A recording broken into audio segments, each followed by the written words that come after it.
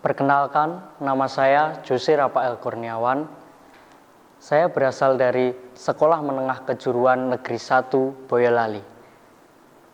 Saya mengambil kejurusan multimedia dan sekarang saya duduk di kelas 10. Di sini saya akan membawakan lagu asli daerah yang berjudul Pomo Kaki. Lagu ini menceritakan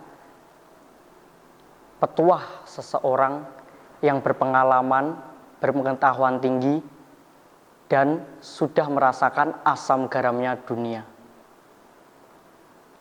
Dia memberikan petuah kepada generasi penerus bahwa pada dasarnya setiap manusia adalah seorang kesatria. Sebagai seorang kesatria, dia harus rendah hati, sabar, bijaksana, sopan, berbudi luhur dalam segala hal. Dalam bermasyarakat, berbangsa, dan bernegara.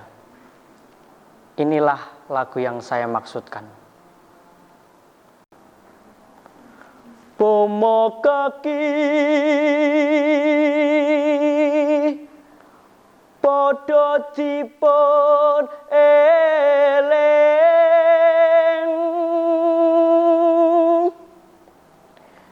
ing pitutur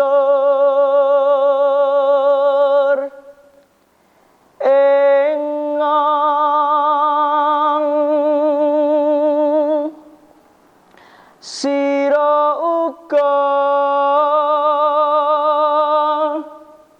satriya arane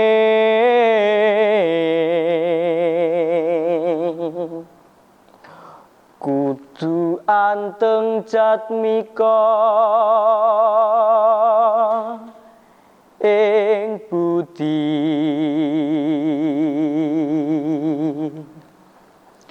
ruruh sarta wasis samubarang ipun.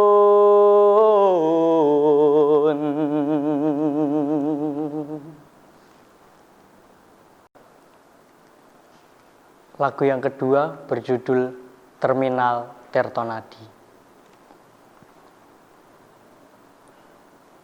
Nalikane ing Tirtonadi ngenteni tekane bes wayah wengi, tanganmu tak kanti kowe ngucap janji lunga mesti bali. Rasane ngitung nganti lali, wes pirang taun anggonku ngenteni tekamu ning kene tak tunggu nganti saelingmu. Mongso rendeng wis ganti ketiga, apa kowe ra krasa yen kowe isih seneng lan tresna kudune kowe krasa.